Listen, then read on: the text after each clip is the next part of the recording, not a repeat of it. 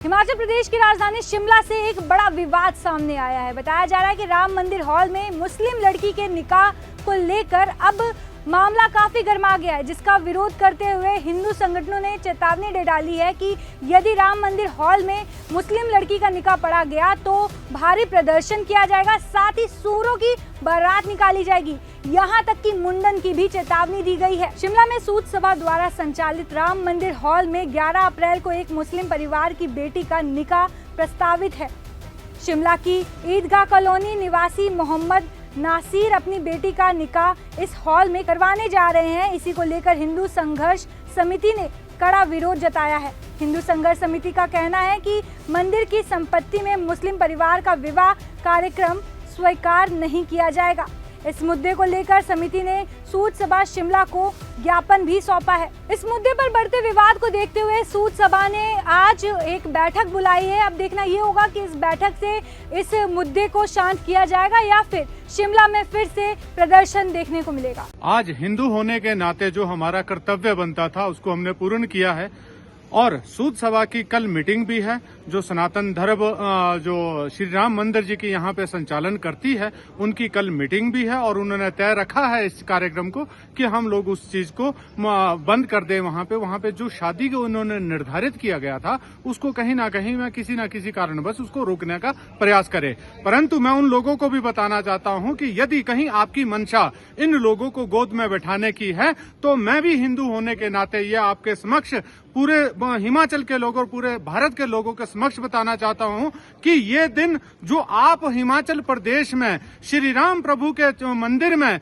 मुसलमानों की बारात जो आप लेके आ रहे हैं ये कदाचित भी उचित नहीं होगा। हिमाचल प्रदेश में अगर मंदिरों में आप मुसलमानों की शादियां करेंगे तो यहाँ पे सुअरों की बारातें निकाली जाएगी, यहाँ पे मुंडन किया जाएगा और वहां पे ईंट से ईंट बजा दी जाएगी। ये मैं अपने हिंदू भाइयों को भी बताना चाहता हूं। और जो हिंदू भाई ये मुसलमान भाईचारे की बात करते हैं मैं उन लोगों को भी बताना चाहता हूं कि आप भी अपने डीएनए चेक करिए कि कहीं आपके खून में भी इन मुसलमानों का जो गंदा खून है वो आपके अंदर तो नहीं आ गया कि ये हिंदुत्व को भूलकर ये हमारे राम प्रभु श्री राम कृष्ण भगवान को भूल के ये मुसलमानों का महिमा मंडन जो कर रहे हैं ये दुर्भाग्यपूर्ण है। हिमाचल प्रदेश में ये घटना पहले भी हो चुकी है परंतु उस वक्त हमारे संज्ञान में नहीं रहा। परंतु आज इस बात का ध्यान रखते हुए हम लोग सनातन सभा को ये आग्रह करते हैं, निवेदन करते हैं और प्रशासन से भी निवेदन करते हैं कि यदि 11 तारीख को वहां पे कलमा पढ़ने की कोशिश की गई,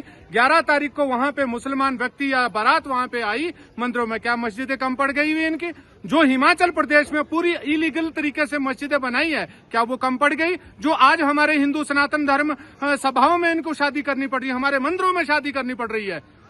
मैं ये भी मानता हूं कि ये सारे कन्वर्टेड लोग हैं, ये हिंदू परिवारों से ही गए हैं, परंतु इन लोगों को भी देखना होगा यदि सनातन में आने का इतना शौक है तो अपनी टोपी अपनी विचारधारा उतार के आए। आपका स्वागत है। हमारे संज्ञान में मामला आया कि 11 अप्रैल को राम मंदिर किसी नासिर हुसैन जो ईदगाह कॉलोनी लक्कड़ बाजार रहता है उसके नाम पे बुक है। तो हमने जानकारी जुटाई कि दिल्ली से किसी मुसलमान की बारात आनी है, नासिर हुसैन की लड़की वहां राम मंदिर से ब्याही जानी है और ये शादी पूरे मुस्लिम रीति रिवाज से होनी है, वहां पे कलमे पढ़े जाने हैं। आज सनातन समाज के लिए कितना बड़ा दुर्भाग्य का दिन आ गया कि हमारे मंदिरों के कैंपस के अंदर जो हमारे मंदिरों की प्रॉपर्टी है उसमें नमाज पढ़ी जाएगी, कलमा पढ़ा जाएगा और मुसलमानों की शादियां होगी। इससे बड़ी शर्म की बात हमारे लिए कुछ हो नहीं सकती है। हिंदू संघर्ष समिति इसका पुरजोर विरोध करती है। हमने यही विरोध दर्ज करने के लिए जो उसका रख रखाव मैनेजिंग जो करती है कमेटी सूद सभा, हमने उसके अध्यक्ष से मिलकर अपनी आपत्ति दर्ज कर दी कि यहाँ पर इस प्रकार के कृत्य को कदाचित भी सनातन समाज स्वीकार नहीं करेगा। हम बार बार कह रहे हैं कि ये जो प्रयोग है ये ऐसे प्रयोग बार बार जानबूझकर हिमाचल प्रदेश में किए जा रहे हैं। कभी सड़कों पे नमाज पढ़ी जाती है बीच सड़क पे और कभी हिंदू मंदिरों में जो वो शादी की जाती है। ये क्या संदेश देने का प्रयास कर रहे हैं? हिंदू संघर्ष समिति इसका पुरजोर विरोध करती है।